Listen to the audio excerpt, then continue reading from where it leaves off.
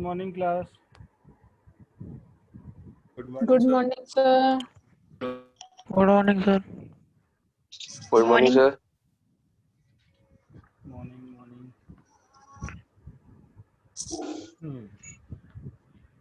Actually क्या आज थोड़ा ये जेई का एग्ज़ाम है तो उस वजह से जैमर लगे हुए हैं तो नेटवर्क कनेक्ट होने में थोड़ा टाइम लगा।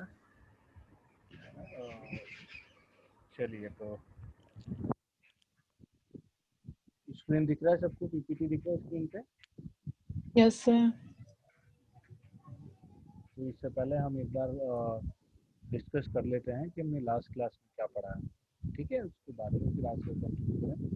लास्ट क्लास में हमने ब्रिक के क्या पढ़े थे? ब्रिक के टेस्ट के बारे में पढ़ा था। क्लियर है सबको? Yes, sir. ब्रिक के टेस्ट के बारे में पढ़ा था, तो कौन रिवाइज करेगा लास्ट क्लास को? गोमंत राज, गोमंत लास्ट क्लास में थे आप? No, sir. ये मैंने आपका नाम लिया, मुझको पता था, पहली बार दिखा ये नाम। नेटवर्किंग प्रॉब्लम रहा है सर। अभी ठीक है? हाँ सर, ठीक है। चलिए आगे next.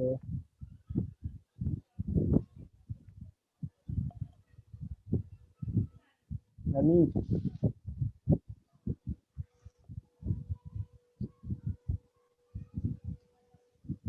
Hello. Good morning, sir. Good morning Anish, how are you? Fine, sir. चलिए गुड। तो लास्ट क्लास में थे आप? Yes, sir. देखिए स्टूडेंट्स, आपकी अटेंडेंस है जो डेली बेसिस पे है ना, वो हो रही है, तो इसलिए आपको अटेंडेंस का भी ध्यान रखना है, ठीक है? और आपने जैसे मोस्ट ऑफ द स्टूडेंट फिर अपने ही नाम से हैं, लेकिन कई है जो अलग अलग नाम से आईडी अगर उनकी है तो वो उनको सही कर देना। वैसे इस क्लास में तो कोई दिक्कत नहीं है। तो क्या है कि एक्चुअली अटेंडेंस लेने के लिए आपका नाम वो होना ज़रूरी है, ठीक है? तो कॉलेज का कोई दिक्कत नहीं है, क्योंकि अगर जो ECRC का उनको मैं जानता हूँ, बाकी सब IIT में फिर भी बेटर होगा जैसे कोई स्टूडेंट्स ने अपने कॉलेज का नाम और उसका रोल नंबर लगा रखा है, तो that will be more beneficial for you also, other की अटेंडेंस में कोई कंफ्यूजन नहीं है, ठीक है? हाँ, तो अनीश बताओ, ब्रिक के टेस्ट कौन कौन से पढ़े थे? सर कल हमने स्टैंडर्ड टेस्ट पढ़े थे ब्रिक के बारे में, जो कि था पहले कंप्रेशन टेस्ट था। Compression test, very good. Compression test में हम क्या करते हैं? What are the procedure? Sir तब 5 रैंडम ब्रिक लेते हैं और उसको 24 आवर के लिए रूम टेम्परेचर में छोड़ देते हैं। उसके बाद उसको साफ करके सल्फर वाटर से साफ पानी से साफ करके उसके बाद उसके जो फॉग होती है उसके अंदर 1:1 का मोटार भर देते हैं और उसको 24 घंटे के लिए छोड़ देते हैं सेट होने के लिए। उसको 24 घंटे सेट होने के लिए छोड़ देते हैं, ओके। उसके बाद 7 दिन तक पानी के अंदर डाल देते हैं पानी ताकि वो हार्ड हो। ताकि क्योंकि उसका जो मोटार है वो अपनी स्ट्रेंथ गेन कर ले, है ना? जो हमने मोटार वहाँ पे प्लेस किया है वो मोटार अपनी स्ट्रेंथ गेन कर ले, ठीक है? चलिए गुड। Yes sir. और फिर उसके बाद में हम लोड अप्लाई करते हैं। Yes sir. लोड अप्लाई करते हैं। लोड अप्लाई की रेट जो हमारी होती है 40 kg पर सेंटीमीटर पर मिनट, ठीक है? स्ट्रेंथ अच्छा, इसमें जो फोग में जो मोटार करते हैं उसका रेशो होता है आपका 1:1। क्लियर है यहाँ तक? लोड अपॉन एरिया निकाल के मुझसे कंप्रेसिव स्ट्रेंथ निकाल लेते हैं, ठीक है? दूसरा टेस्ट है हमारा वाटर एब्जॉर्प्शन, ठीक है? वाटर एब्जॉर्प्शन के बारे में हमने कहा था पहले कि पहले हम क्या करते हैं, हमने उसको ओवन में ड्राई करा 110 डिग्री सेल्सियस पे, ठीक है? उसके बाद में उसका W1 वेट लिया था, फिर हमने उसको क्या करा, वाटर के अंदर इमर्ज करा, और उसके बाद में W2 लिया, और हम जो एब्जॉर्प्शन वैल्यू है वो हमने कैलकुलेट करा, W2 minus W1 divided by W1। Clear है? ये वाटर एब्जॉर्प्शन टेस्ट था। फिर इसके बाद में जो था हमारा that is efflorescence test. Efflorescence आपका क्या डिनोट करता है? प्रेजेंस ऑफ सॉल्ट और एल्कली मटेरियल, ठीक है? इनके बारे में हमने क्या करा था, हमने इनको ब्रिक को भी क्या करा था, अगेन हमने इसको वाटर के अंदर इमर्ज करा था। एक बार हमने उसको है जो वाटर फिल किया, जब वो एब्जॉर्ब हो गया पूरा वाटर, कुछ टाइम बाद उसने वापस फिल किया, तो फिर हम उसके ऊपर देखते हैं, उसके अपीयरेंस को नोट करते हैं, उसको ऑब्जर्व करते हैं कि उसके ऊपर अगर व्हाइट कलर का एफ्लोरेंस आ रहा है, मतलब उसमें एफ्लोरेंस आपका सॉल्ट है वो प्रेजेंट है, ठीक है? और कितना आ रहा है, कितने सरफेस को कवर कर रहा है, इसके बेसिस पे आपका क्या होता है, उसकी एफ्लोरेंस की कंडीशंस हम बताते थे, है ना? ये हमने डायग्राम देखा था कि जो ये व्हाइट कलर का फॉर्मेशन है एफ्लोरेंस। सिमिलरली इसी तरह से और इसके अलावा हमने नेक्स्ट कौन सा करा था? एक टेस्ट हमारा Tolerance limit tolerance test. limit limit test. Tolerance limit test was related to the dimension, Dimension. है ना। डायमेंशन से रिलेटेड आपका ये टेस्ट था। डायमेंशन से रिलेटेड का मतलब इन द सेंस कि एक्चुअल में उसकी जो स्टैंडर्ड डायमेंशन है, आपका जो ब्रिक का सैंपल है वो स्टैंडर्ड डायमेंशन के कितना वेरी करता है, ठीक है। इस चीज़ के बारे में हमने पढ़ा था। और फिर इसके बाद में जो हमने पढ़ा था, हमने एक हार्डनेस टेस्ट के बारे में पढ़ा फिर, ठीक है। हार्डनेस टेस्ट के बारे में पढ़ा कि हार्डनेस है जो नील स्क्रैचिंग के थ्रू वो हमने जैसे स्टोन में पढ़ा था वैसे भी हम पता करते थे, ठीक है। तो ये हमारे ब्रिक के कुछ टेस्ट है। एक साउंडनेस टेस्ट कहते हैं। साउंडनेस टेस्ट में हम क्या करते हैं, साउंडनेस टेस्ट रिंगिंग साउंड जिसमें ज्यादा होता है वो बेस्ट ब्रिक होता है, और जिसमें अगर रिंगिंग साउंड सिंगल नहीं आता आपका सिंगल क्लियर रिंगिंग साउंड अगर आपका आ रहा है मतलब वो अच्छी क्वालिटी की ब्रिक है। और अगर जिसमें आपका डबल साउंड आ रहा है, एक तरह से क्लियर भी नहीं आ पा रहा है, तो उस केस में फिर आपका क्या होगा, उस केस में आपका मतलब वो ब्रिक है जो अच्छी क्वालिटी की नहीं है। आगे हम उसी के क्लासिफिकेशन नहीं। पढ़ेंगे, ठीक है ना। तो आज हम स्टार्ट करते हैं classification of brick. Again the bricks are classified according to IS 1077 1971, ठीक है। ब्रिक बेसिकली 4 तरह से क्लासिफाई करी गई है, ठीक है। First class brick, second class brick, third class brick और फोर्थ क्लास ब्रिक। हम इनके बारे में एक एक के बारे में इंडिविजुअली डिस्कस करेंगे कि फर्स्ट क्लास ब्रिक क्या होती है, उसकी क्या क्या कैरेक्टरिस्टिक होनी चाहिए और कहाँ कहाँ उसको यूज लिया जाता है। इसमें सबसे top most quality that is the first class brick. सबसे अगर हम बात करें कि poor quality that is the fourth class, ठीक है। 4 बेसिस पे है, चारों के बारे में first of all we will discuss about the first class brick. हम इसके बारे में देखते थे कि इसमें लिखा है सबसे पहला कि फर्स्ट क्लास ब्रिक हमें पता है कि सबसे टॉप क्वालिटी की ब्रिक है। मतलब ये एक तो इसका जो है बर्निंग प्रोसेस है वो पूरा प्रॉपर होना चाहिए। इसकी सरफेस होती है वो एकदम इवन सरफेस होनी चाहिए। दूसरा, इसके जो एजेस होते हैं वो एकदम शार्प एज होने चाहिए, having the angle of 90 degree, ठीक है। इस केस में जो अगर हम डिस्कस करते हैं, ये आपका यही है बेसिकली जो ब्रिक है आपका, इस तरह का ब्रिक होता है आपका एकदम, जिसके जो एजेस होते हैं एकदम शार्प एजेस होते हैं, रेक्टेंगुलर शेप होती है एकदम। इसका जो सरफेस होता है, इस सरफेस के ऊपर जो आपका एक्चुअली हमने कभी का हमने जब हम बर्निंग के बारे में डिस्कस कर रहे थे तो कुछ ब्रिक आपकी ओवर बर्नट होती है, कुछ अंडर बर्नट होती है, कुछ और। तो ये जो आपका बर्निंग प्रोसेस है ये पूरा इवन होना चाहिए ऑल ओवर द सरफेस। ये एक अच्छी उसकी नेक्स्ट पॉइंट है आपका कि it should have clear ringing sound, है ना। हमने वही बात करा था कि जब इनको आपस में एक दूसरे को जब हम स्ट्राइक करें तो उस केस में आपका जो एक अच्छी क्वालिटी की ब्रिक है मतलब उसमें क्या होगा, एक क्लियर रिंगिंग साउंड आना चाहिए। कंप्रेसिव स्ट्रेंथ की पॉइंट ऑफ व्यू से बात करें तो compressive strength should not be less than 140 kg पर सेंटीमीटर स्क्वायर, या न्यूटन पर एमएम स्क्वायर में भी इसको कन्वर्ट कर सकते हैं। ये कम से कम एक फर्स्ट क्लास ब्रिक की जो कंप्रेसिव स्ट्रेंथ है वो इससे कम नहीं होनी चाहिए, ठीक है। ये उसकी प्रॉपर्टी होनी चाहिए। दूसरा है वाटर एब्जॉर्प्शन के बारे में।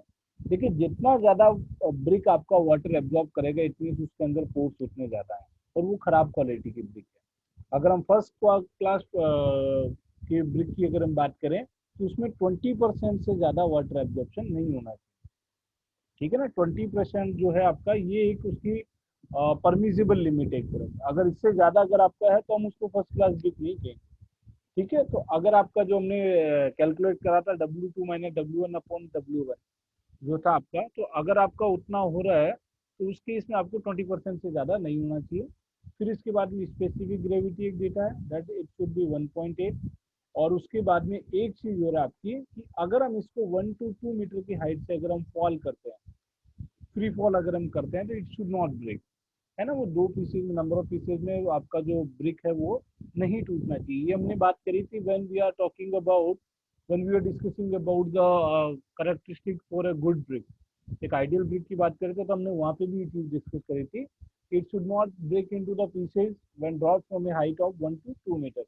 1 से 2 मीटर की हाइट से अगर हम इसको ड्रॉप करते हैं तो उस केस में आपका ये जो ब्रिक है आपका इट शुड नॉट ब्रेक। तो ये आपके फर्स्ट क्लास की ब्रिक थी, जिसकी एक तरह से हम कहते हैं जितनी भी अच्छी क्वालिटी एक ब्रिक के अंदर जितनी भी टॉप क्वालिटीज होनी चाहिए वो सारी क्वालिटीज आपकी फर्स्ट क्लास ब्रिक है वो पोजेस कर रही है। क्लियर है। अब इसके बारे में बात करते हैं कि ये कहाँ यूज होती है ना। यूजेज के बारे में अगर हम बात करें तो excellent for all type of construction in the exterior work, ठीक है। ये वो क्योंकि इनकी स्ट्रेंथ अच्छी होती है, कंप्रेसिव स्ट्रेंथ भी अच्छी होती है, वाटर एब्जॉर्प्शन भी कम होता है, तो ये आप वहाँ भी यूज कर सकते हैं जहाँ पे आप प्लास्टरिंग नहीं करना चाहते, ठीक है, प्लास्टरिंग हम उस केस में नहीं करते हैं जिस केस में आपको जैसे एक्सटीरियर आपको लुक लेना है, ठीक है, कोई भी ऐसा लुक लेना है जो एक ब्रिक मेसोनरी का लुक है वो लेना है। लेकिन प्लास्टरिंग क्या होती है, प्लास्टरिंग आपकी ब्रिक जो आपकी वॉल होती है उसकी स्ट्रेंथ को इंक्रीज करती है, ठीक है ना, तो प्लास्टरिंग करना जरूरी होता है। लेकिन यहाँ हमारा क्या है, ऑलरेडी हमारी स्ट्रेंथ बहुत अच्छी है ब्रिक की, तो उस केस में अगर आपको प्लास्टरिंग नहीं भी करनी होती है तो उस केस में आप फर्स्ट ब्रिक को यूज है। कई सारे आपने ऐसे स्ट्रक्चर देखे होंगे, बड़ी बड़ी बिल्डिंग देखी होंगी, बड़ी बड़ी, अगर एग्जाम्पल में दूं जैसे आपने अगर जेईई यूनिवर्सिटी देखी होगी आपने, उसका जो आउटर जो एक्सटीरियर वॉल्स आपकी सारी है वो आपकी बेसिकली ब्रिक मेसोनरी की है, ठीक है ना, उसमें कोई प्लास्टरिंग नहीं करी गई है। और प्लास्टरिंग की वजह से स्ट्रेंथ इंक्रीज होती है, तो हम अगर कमजोर ब्रिक ले और उसमें प्लास्टरिंग भी नहीं करें तो वो लोड बियर नहीं कर पाएंगे। एक्सटीरियर वॉल की बात कर रहा हूँ मैं, एक्सटीरियर वॉल के लिए है ना। तो अभी इंटीरियर वॉल का काम तो चलिए, इंटीरियर वॉल में तो लोड बियरिंग का काम इतना नहीं होता है, तो इसलिए आप इसको एक्सटीरियर वॉल के रूप में यूज कर सकते हैं when the plastering is not required. आपको प्लास्टरिंग की अगर जरूरत नहीं है तो उस केस में आप फर्स्ट क्लास भी यूज कर सकते हैं। It is also suitable for the flooring purpose also. नीचे की जो फ्लोरिंग पर्पज होती है, अगर हमको वहाँ पे रिपीटेडली अगर हमारा लोड अप्लाई होता है तो उस केस में हम फ्लोरिंग के केस में भी इसको यूज कर सकते हैं। बड़े बड़े अपने जो कंट्रीज होते हैं, डेवलप कंट्रीज, वो बेसिकली कई बार ब्रिक्स को फ्लोरिंग के लिए यूज लेते हैं, क्योंकि वैसे जब हम टाइल यूज करते हैं तो टाइल के कंपैरिजन में जो उसकी स्ट्रेंथ और ड्यूरेबिलिटी होती है वो ज़्यादा होती है। तीसरा आपका कि same brick are use in curving arches, और जो टॉपिंग वाला जो केस होता है, जैसे अगर हम कोई भी आर्च बना रहे हैं, इस तरह का आपका आर्च स्ट्रक्चर जो होता है, तो ये जो आर्च स्ट्रक्चर जो होता है यहाँ पे भी लोड बियरिंग का काम होता है, ठीक है। तो आर्च बियरिंग स्ट्रक्चर में इस तरह से आपकी क्या होती है, ब्रिक्स प्लेस होती है। ये जो ब्रिक्स होती है आपकी, ये फर्स्ट क्लास ब्रिक्स होती है, क्योंकि यहाँ पे लोड बियरिंग का काम होता है, ठीक है। तो उस केस में आपको अच्छी स्ट्रेंथ की ब्रिक यूज करनी होती है। तो इस केस में अलग अलग शेप की जो ब्रिक्स आती है, आगे हम शेप के बेसिस पे भी देखेंगे। तो इस तरह से जो आर्क का स्ट्रक्चर होता है उस केस में फर्स्ट क्लास ब्रिक को यूज किया जाता है। तो ये आपकी कुछ करैक्टरिस्टिक और कुछ यूजेस है फर्स्ट क्लास ब्रिक के। क्लियर है सबको, समझ में आया फर्स्ट क्लास ब्रिक के बारे में? Yes sir. चलिए, सिमिलरली हम सेकंड क्लास ब्रिक के बारे में बात करते हैं। थोड़ा सा इससे स्लाइटली डाउन कैटेगरी में आपका आता है ये, ठीक है। इस केस में आपका it should be well burn, आपकी एक अच्छे से बर्न, तो वेल बर्न तो होनी चाहिए, even slightly over the burning, ठीक है। अगर हल्का सा आपका ओवर बर्निंग भी अगर हो रहा है तो वो भी आपका एक्सेप्टेबल है, ठीक है। ऐसा नहीं है कि आपका अगर, क्योंकि हमने कहा था कोई ब्रिक आपकी ओवर बर्न, तो अंडर बर्न नहीं, under burn BRICS will not be accepted. Over burn आपका हो रहा है तो उसमें थोड़ा सा सरफेस के ऊपर उसका जो कलर भी थोड़ा सा चेंज हो जाता है, बट अगर वो स्लाइटली अगर है तो एक्सेप्टेबल है।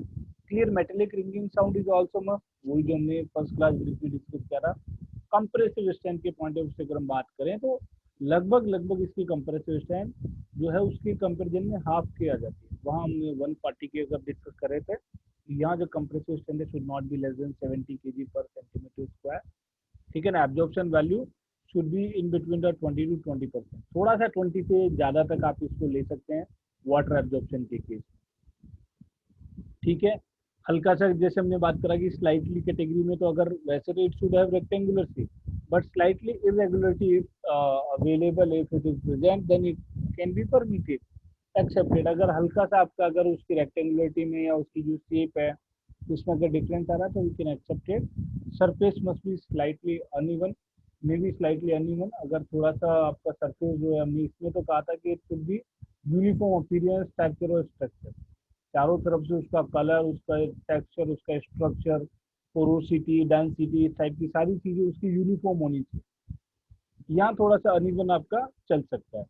कहाँ काम में लेते हैं? फॉर एक्सटीरियर वर्क, वही लोड बियरिंग वॉल के रूप में जहाँ पे प्लास्टरिंग किया जाता है, क्योंकि इसकी स्ट्रेंथ फर्स्ट क्लास ब्रिक के कंपेरिजन में कम होती है। तो यहाँ प्लास्टरिंग जब आप करते हैं तो उसके हिसाब आप एक्सटीरियर वर्क में यूज कर सकते हैं, कई बार इंटीरियर वॉल्स के लिए भी यूज कर सकते हैं, but it should not be use for the flooring purpose, ठीक है। फ्लोरिंग पर्पज के बेसिस पे, क्योंकि अगर आपका फ्लोरिंग पर्पज, कई बार हम रोड कंस्ट्रक्शन के पॉइंट ऑफ व्यू से भी हम इसको यूज करते हैं, तो वहाँ अगर आप इस तरह का अगर आप ब्लॉक बना रहे हैं, ठीक है, इस ब्लॉक के ऊपर ले सपोज आप अगर बना रहे हैं, तो इसमें जो आपका ब्रिक्स है, ठीक है, यहाँ पे रिपीटेडली अगर आपका लोड आएगा तो उस लोड के आने की वजह से क्या होगा इसके ऊपर जो आपका अगर लेट सपोज कोई भी लोड आप कर रहे हो और आप रोड के केस में इसको यूज कर रहे हैं अगर, तो रिपीटेडली लोड आएगा तो वियरिंग एंड टियरिंग की प्रॉब्लम जनरेट हो सकती है, ठीक है। That's why this type of brick should not be used in the flooring cases, ठीक है। नेक्स्ट हम चलते हैं थर्ड क्लास के ब्रिक की तरफ। तो थर्ड क्लास की ब्रिक की अगर हम बात करें तो अब देखिए जो फर्स्ट और सेकंड क्लास के ब्रिक के केस में था, अब ये चीज नहीं होगी। अगर आपका लेट सपोज कोई भी आपका ये ब्रिक है इस तरह से, ठीक है, तो प्योरली अनइवन बर्न्ट होता है, इसमें भी ये आपका ओवर बर्न्ट भी हो सकता है ये जो ब्रिक है आपका, और ये अंडर बर्न्ट भी हो सकता है, ठीक है। तो हमने डिस्कस किया था कि जब हम बर्निंग करते हैं तो उस केस में आपका कुछ ब्रिक्स होती है जो ओवर बर्न्ट होती है, जो आपकी क्लीन के एकदम पास में होगी, जैसे जैसे हमने जो है आपका बनाया था। और जितनी ब्रिक्स आपकी ज्यादा दूर होगी उतनी ब्रिक आपकी क्या होगी, अंडर बर्न्ट रह जाती, मतलब उतना सफिशियंट उसको हीट नहीं मिल पाती है। अगर हम साउंडनेस टेस्ट की बात करें तो डुअल साउंड प्रोड्यूस होता है, ठीक है, डबल तरह के एक आपका मिक्स अप साउंड जनरेट होता है। जबकि हमने बात करी थी अगर हम फर्स्ट क्लास और सेकंड क्लास ब्रिक की केस में अगर हमने डिस्कस किया था तो उसमें आपको क्लियर रिंगिंग साउंड आना चाहिए था, ठीक है। कंप्रेसिव स्ट्रेंथ अगेन ये उसकी जो हमारे सेकंड क्लास ब्रिक है वहाँ 70 kg पर सेंटीमीटर स्क्वायर था, यहाँ जो आपका है वो उससे भी हाफ के रेंज में आ जाता है, दैट इज 35 to 70 kg पर सेंटीमीटर स्क्वायर। वाटर एब्जॉर्प्शन जो हमारा 20 to 22% था, अब वो आपका इंक्रीज होकर आ जाता है 22 to 25% का, ठीक है। बेसिकली हम जो क्लासिफिकेशन है वो 2-3 तरीके पे ही होता है। एक आपको उसका कि अपीयरेंस कैसे आपके जो ब्रिक है इसके एजेस कैसे है, इसकी शेप जो रेक्टेंगुलर है कि नहीं है, इसकी सरफेस के ऊपर अपीयरेंस कैसा है, इसकी कंप्रेसिव स्ट्रेंथ कितनी है, ठीक है, और इसका वाटर एब्जॉर्प्शन वैल्यू कितनी है। ये आपका हमने देखा, आपने देखा ये 3-4 फैक्टर्स ही कॉमन फैक्टर्स है जिनके बेसिस पे हमने इसको क्लासीफाई किया, ठीक है। इसका appearance, shape, size are also non uniform and irregular होता है, ठीक है। कुछ आपकी कुछ ब्रिक्स जो होती है उनमें क्रैक्स भी होते हैं। जनरली जो हमारा जो जनरल कंस्ट्रक्शन होता है, जो सस्ती क्लास की जो ब्रिक आपकी होती है ना, वो यही थर्ड क्लास ब्रिक होती है, ठीक है। Use mostly ordinary type of construction work and in dry situation. Temporary अगर आप कोई कंस्ट्रक्शन बना रहे हैं, ठीक है, कोई टेम्परेरी बहुत कम टाइम के लिए आपको कंस्ट्रक्शन कर रहे हैं, तो उस केस में आप ये थर्ड क्लास ब्रिक जो है इसको यूज कर सकते हैं। फोर्थ क्लास ब्रिक जिसे हम जामा ब्रिक भी कहते हैं, ठीक है, ये सबसे पुअर क्वालिटी की ब्रिक होती है, ना इसमें स्ट्रेंथ होती है, ठीक है, ना इसमें इसकी रेगुलर शेप होती है। कभी आपका है जो कर्विकल शेप में होता है इस तरह से, अगर आपने देखा हो, ठीक है, इस तरह से जो कई बार ब्रिक्स होती है आपकी है ना, इस इरेगुलर शेप की टाइप की आपकी होती है, ठीक है। इनकी ना इनका कलर यूनिफॉर्म होता है और वाटर एब्जॉर्प्शन भी होता है जो बहुत ज्यादा होता है, ठीक है। तो इस टाइप की जो ब्रिक होती है इसको हम जामा ब्रिक भी कहते हैं। जामा ब्रिक बेसिकली हम डायरेक्ट कंस्ट्रक्शन के पर्पज से नहीं यूज लेते कभी भी, इसलिए इसमें लिख रखा है क्या कि these type of brick are unfit to use in building construction because of irregular size। अगर आप कोई भी लेट सपोज कोई भी ब्रिक मशीनरी आप बना रहे हैं तो देखिए उसको आप यूज नहीं कर सकते। आपकी ब्रिक मशीनरी में इस टाइप का आपका कंधा ब्रिक वॉल अगर तैयार कर रहे हैं तो इस टाइप की ब्रिक वॉल्स आपकी होती है, ठीक है। अब यहाँ इस तरह से मशीनरी स्ट्रक्चर बनाते हैं। अगर आपने यहाँ पे लेट सपोज की अनइवन सरफेस की अगर आप यूज कर रहे हैं तो वो यहाँ प्रॉपर बॉन्डिंग नहीं दे पाएगी। इस तरह की आप कोई ब्रिक हो तो प्रॉपर बॉन्डिंग यहाँ पे नहीं हो पाएगी। तो इस टाइप की ब्रिक्स को आप क्या करते हैं, उन केसेस में यूज नहीं करते हैं, ठीक है। हाँ, इन ब्रिक्स को हम केवल है जो इनकी ब्रोकन फॉर्म में इनके छोटे छोटे टुकड़े करके उस केसेस में यूज कर सकते हैं। और it is also use as aggregate for the concrete in foundation, floor and road work. जो कॉन्क्रीट हमारा होता था, हमने कहा था कि concrete is a mixture of cement plus sand plus aggregate.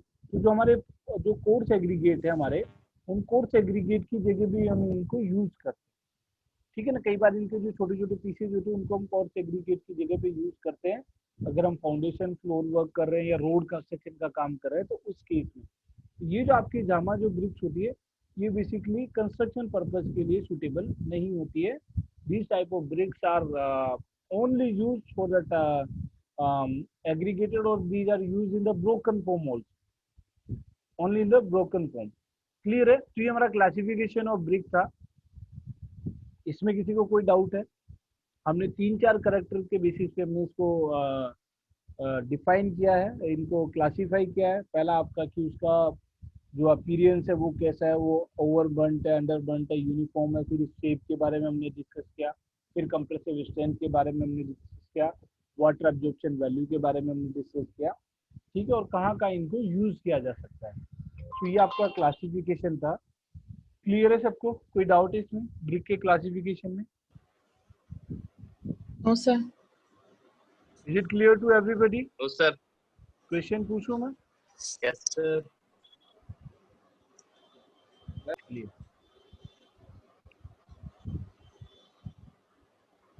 चलिए, ये टॉपिक आपका क्लासिफिकेशन ऑफ ब्रिक है, ये यहाँ पे आके खत्म होता है। अब हम आगे चलते हैं, कुछ टाइप के आपकी जो स्पेशल टाइप की जो ब्रिक्स होती है उनके बारे में डिस्कस करते हैं, ठीक है। तो अच्छा, पीपीटी आपके स्क्रीन से गया है क्या? पीपीटी दिखता है सबको? नो सर, अभी नहीं आया। No sir. ठीक है, अब दिख रहा है? Yes sir. Yes sir. चलिए, यस सर। ठीक है, तो देखिए अब हम डिस्कस करते हैं। अभी हमने क्लासिफिकेशन ऑफ ब्रिक पढ़ा, ठीक है। अब हम करते हैं कुछ स्पेशल टाइप की ब्रिक। आपने देखा होगा इस तरह के स्ट्रक्चर जो है ब्रिक के अलग अलग, हमने उसके बारे में डिस्कस करते हैं कौन कौन से टाइप की आपकी जो ब्रिक्स होती है।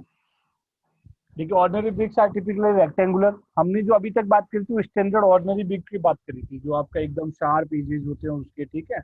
शार्प एजेस होने के बाद में अगर हम उसके बारे में डिस्कस करें तो इस टाइप का आपका ये ब्रिक है, ठीक है। इस ब्रिक में आपका क्या होता था, यहाँ पे एक आपका फ्रोग होता था, क्लियर है। इस टाइप से आपका एक यहाँ पे फ्रोग होता था सेंटर पोर्शन में, इसकी कलर की वजह से, हाँ क्लियर है। इस तरह का आपका ब्रिक होता था। फ्रोग, हमने फ्रोग के बारे में भी डिस्कस किया, उसका फंक्शन भी क्या था। अब कुछ आपकी ऐसी ब्रिक्स होती हैं जिनमें इसकी जो ओरिजिनल आपकी जो शेप है इसको मॉडिफाइड करते थे, ठीक है ना। मॉडिफाइड क्यों करते हैं उस केस में देखो, मैं आपको सबसे पहले एग्जांपल आपको बताता हूँ। कभी भी आपने अगर लेट्स सपोज आपने कभी ब्रिक कंस्ट्रक्शन का वर्क आपने अगर देखा हो, कभी आपने अगर ब्रिक वॉल का कंस्ट्रक्शन, जैसे अगर मैं कोई भी ब्रिक वॉल का एग्जांपल आपको ड्रॉ करके बताता हूँ यहाँ पे, ठीक है।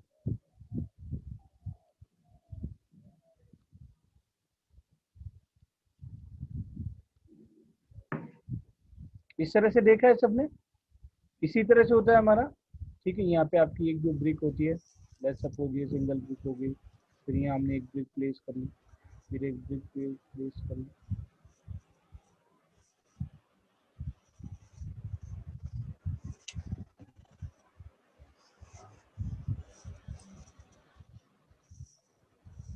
इस तरह का होता है। सबने देखा मैसोनरी स्ट्रक्चर, ब्रिक मैसोनरी हमने सबने देखा है।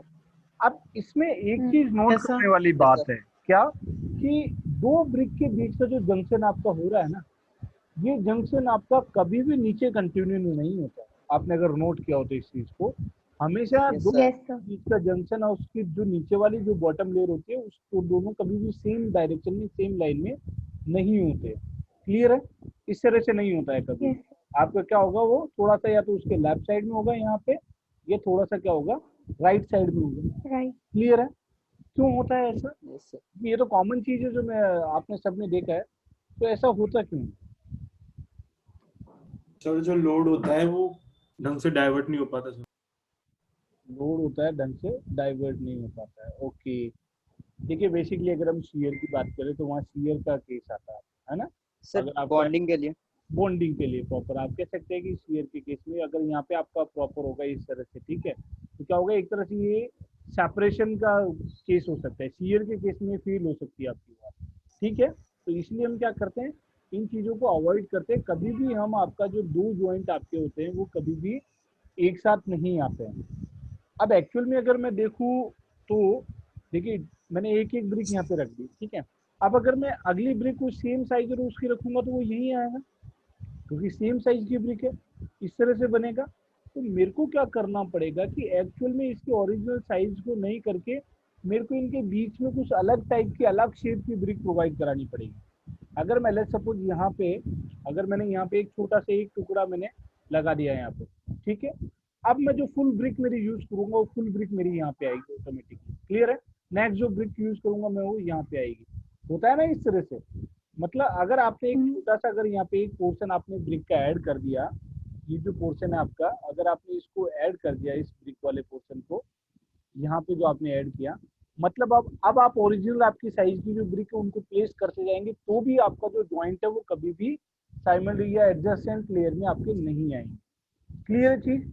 तो इसीलिए हम क्या करते हैं, अलग अलग आपकी शेप की जो ब्रिक्स होती है उनको हम मॉडिफाइड करते हैं। ठीक है, मॉडिफाइड करके हम यूज करते हैं, तो वो उन्हीं ब्रिक्स को हम कहते हैं special type of BRICS. Special shape अगर हम उसके बेसिस पे डिस्कस करें तो ठीक है। अब वो होती क्या क्या है उनके बारे में देखते हैं, अलग अलग उनकी डेफिनेशन आपकी होती है। ठीक है, आपने कई बार ब्रिक है कि आपकी लेट्स सपोज कोई भी आपकी ये ब्रिक है, ठीक है, इस ब्रिक को आपने कई बार क्या किया, अकॉर्डिंग टू द, इस ब्रिक को आपने according to the length cut कर दिया। अकॉर्डिंग टू द लेंथ आपने कट कर दिया, तो अकॉर्डिंग टू द लेंथ आपकी ये होगी, हमने लेंथ को क्या कर दिया, एकदम आधी कर दी। ये अकॉर्डिंग टू द लेंथ एक स्ट्रक्चर ही होगी। एक स्ट्रक्चर आपका हो गया कि हमने इसको according to the width cut कर दिया। ठीक है, अकॉर्डिंग टू द विड्थ अगर हम इसको कट करेंगे इस ब्रिक को, तो ये कुछ ऐसी होगी। क्लियर है? क्लियर है ना सबको?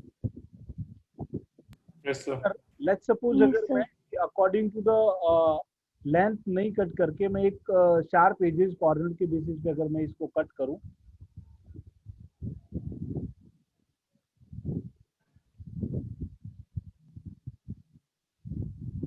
तो एक ये शेप भी हो सकती है आपकी, हो सकती है ना।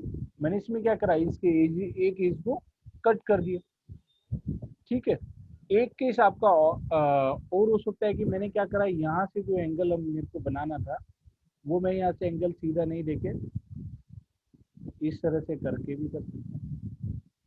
मतलब अलग अलग डिफरेंट डिफरेंट कंडीशंस के लिए आपको डिफरेंट डिफरेंट उसी ब्रिक को अलग अलग साइजेज में जब आप यूज करते हैं, वो केस आपका वही हम इसी के बेसिस पे हमने अलग अलग डिजाइन किया है कि किंग क्लोजर क्या होता है, क्वीन क्लोजर क्या होता है, स्क्विंट ब्रिक क्या होती है, स्प्ले ब्रिक क्या होती है। तो इस तरह से ये इनके शेप के बेसिस पे इनको डिफाइन किया गया था। हम 1 to 1 समझते हैं।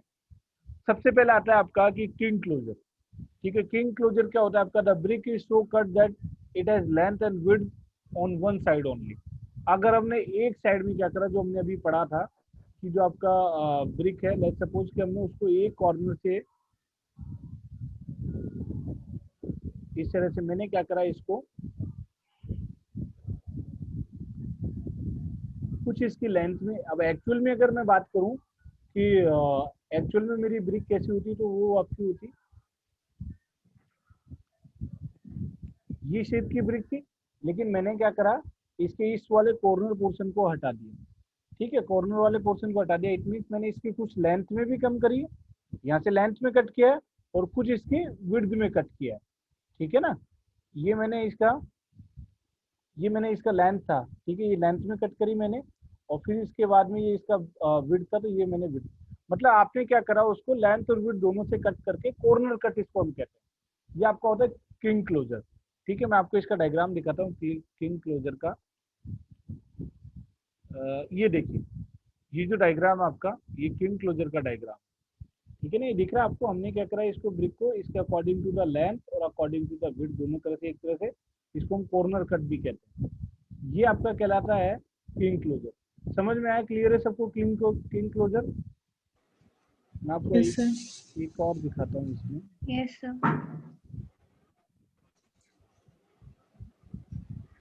किंग क्लोजर बेसिकली यूज कहाँ होता है वो मैं आपको दिखाता हूँ कि कैसे हम इसको कंस्ट्रक्शन को इसमें यूज कर सकते हैं।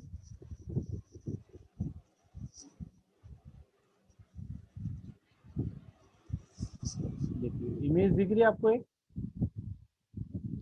Yes sir. ये दिख रहा है, ये है आपका किंग क्लोजर का। अगर आप देखिए स्ट्रेट ब्रिक के साथ में कभी भी आप टी सेक्शन वहाँ डिजाइन नहीं कर सकते। अगर करेंगे तो आपका ये जो हमने बात करी थी ना, ये लेयर जो है, ये आपके क्या होगी, एक सिंपल उसमें होगी। तो इस केस में हमको क्या करना है, हमको ये टी सेक्शन अगर जनरेट करना है, हमने यहाँ पे देखिए किंग क्लोजर ब्रिक यूज करा है ना। दिख रहा है सबको ये पोर्शन जो मैंने हाईलाइटेड जो ब्रिक दिखा रखी है आपको? Yes, sir. ये आपका किंग, ठीक है, इसको हम कॉर्नर कट भी कहते हैं, जिसमें आपका थोड़ा सा लेंथ को कट किया जाता है और थोड़ी सी इसकी विड्थ को कट किया जाता है। ये आपका किंग क्लोजर का केस है। ठीक है, समझ में आया किंग क्लोजर? Yes, sir. चलिए, दूसरा जो है आपका नेक्स्ट उसको हम देखते हैं, वो है आपका क्वीन क्लोजर। क्वीन क्लोजर में आपका क्या होता है, the brick cut is length wise so that the brick has only one half of the length. आपको इसको क्या करना है, जो आपका क्वीन क्लोजर जो होता है, मैं आपको डायग्राम दिखाता हूँ इसका।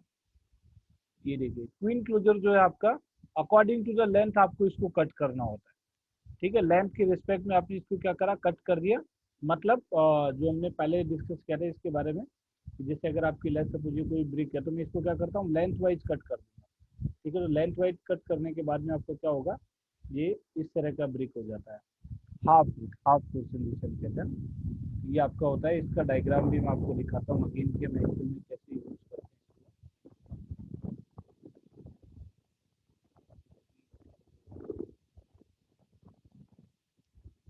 ये दिख रहा है आपको, ये जो पोर्शन हमने यूज किया है, यस सर। ये आपका क्वीन क्लोजर का शेप। ठीक है, जब हम एल सेक्शन डिजाइन करते हैं तो एल सेक्शन में हमको इस तरह से क्वीन क्लोजर आपको यूज करना पड़ता है।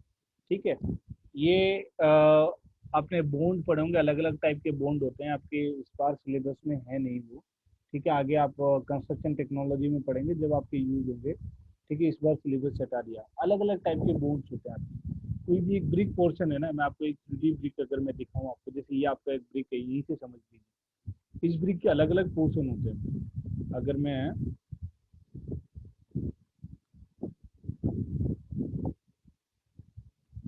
ये मान लीजिए कोई भी ब्रिक है आपकी, और यहाँ पे हमने एक इसके फ्लोग अगर मैंने बना दिया, इस ब्रिक के 3 पोर्शन होते हैं। एक होता है आपका हेडर होता है, एक होता है स्ट्रेचर होता है, और एक होता है इसका फ्रोग सेक्शन। तो फ्रोग सेक्शन तो हमको पता है जो टॉप पार्ट पे होता है वो फ्रोग सेक्शन होता है, ये दिख रहा है आपको फ्रोग। हेडर क्या होता है आपका, जब हम इस ब्रिक को अगर इस तरह से अगर हम एग्जांपल देखें तो ये जो पोर्शन होता है ना, जो छोटा पोर्शन होता है, ये पोर्शन आपका होता है, ये कहलाता है हेडर। क्या कहलाता है ये, हेडर कहलाता है। इसको मैं एच से डिनोट करता हूँ, आपको पता होना चाहिए, कई बार ब्रिक में पूछ लेता है कि हेडर पोर्शन कौन सा होता है। अगर जैसे हम यहाँ देखें तो यहाँ वाले केस में ये जो है आपका, ये क्या है, हेडर है। क्लियर है सबको, ये हेडर हो गया। और जो लेंथ के अकॉर्डिंग जो आपका है, ये कहलाता है आपका स्ट्रेचर। क्या कहलाता है, स्ट्रेचर। अगर हम यहाँ पे टॉप व्यू है आपका, ठीक है, ये क्या कहलाता है, स्ट्रेचर कहलाता है। ठीक है, या ये पोर्शन अगर हम बात करें, ये कहलाता है आपका स्ट्रेचर। तो आपके अलग अलग तरह के बॉन्ड बनते हैं। जैसे यहाँ पे क्या है, आप देखेंगे इस कंस्ट्रक्शन में, तो एक लेयर आपकी जो है, ये एक लेयर जो टॉप लेयर है, ये इसमें क्या है आपका, हेडर। हेडर दिख रहा है सारी ब्रिक का। अगर हम फ्रंट व्यू से देखें, अगर हम इस ब्रिक का फ्रंट व्यू देखें, इस ब्रिक वॉल का, तो आपको ये जो ऊपर की लेयर, ये क्या है, हेडर बॉन्ड है। और यहाँ अगर हम देखें तो ये क्या है आपका, स्ट्रेचर है। फिर अगेन आपका हेडर है, फिर अगेन आपका स्ट्रेचर है। समझ में आ गया, मतलब एक आपका हेडर पोर्शन, एक फिर आपका स्ट्रेचर, फिर एक आपका हेडर, फिर एक आपका स्ट्रेचर। ये एक तरह का बॉन्ड हो गया। कई बॉन्ड आपके ऐसे होते हैं जिसमें 2 लेयर आपकी हेडर की आएंगी, फिर 2 लेयर आपकी स्ट्रेचर की आएंगी। अलग अलग तरह से होता है। इंग्लिश बॉन्ड होता है, फ्लेमिश बॉन्ड होता है, डबल फ्लेमिश बॉन्ड होता है। तो वो बेसिकली आपके इन 2 चीजों पे डिपेंड करता है, स्ट्रेचर के ऊपर करता है और हेडर के ऊपर डिपेंड करता है। क्लियर है सबको, यहाँ पे हम ये दिखाई, तो चलो डायग्राम में बात आ गई इसलिए मैंने आपको समझा दिया।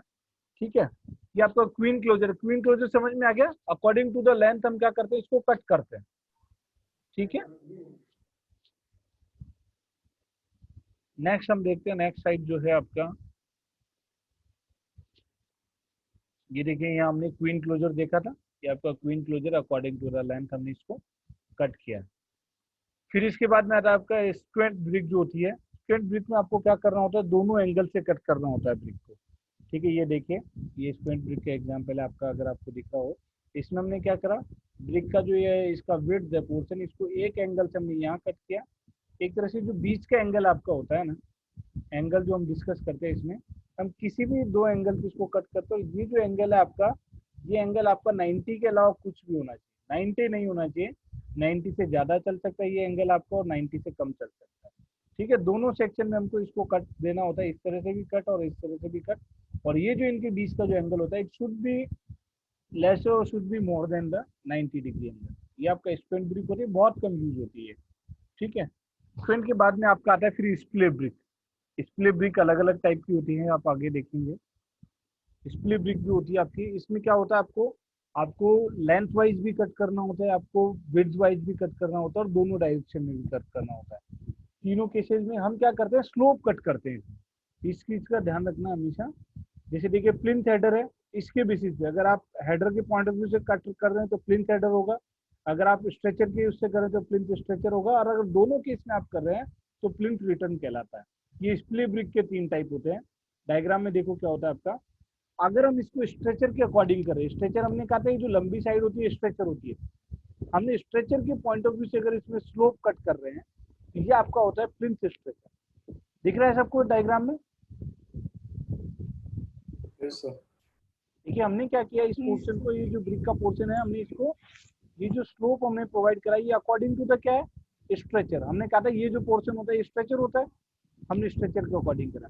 यही काम अगर हम हेडर के पॉइंट ऑफ व्यू से कर रहे हैं, जो ब्रिक का आपका फ्रंट पोर्शन है यहाँ पे अगर हम कर रहे हैं इसको, ये आपका देखिए यहाँ पे जो हमने किया है ये अब हमने हेडर में किया है, स्लोप प्रोवाइड करा है अब हमने हेडर वाले केस, इसलिए ये कहता है स्प्लिट ब्रिक ही है।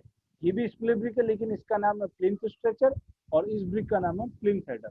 और अगर यही काम अगर हम दोनों तरफ कर रहे हैं, हमने इधर स्ट्रेचर में भी प्रोवाइड करा है और हमने इधर हेडर में भी प्रोवाइड करा है, तो ये आपका कहलाता है प्लिंथ रिटर्न कहलाता है। समझ में आया सबको?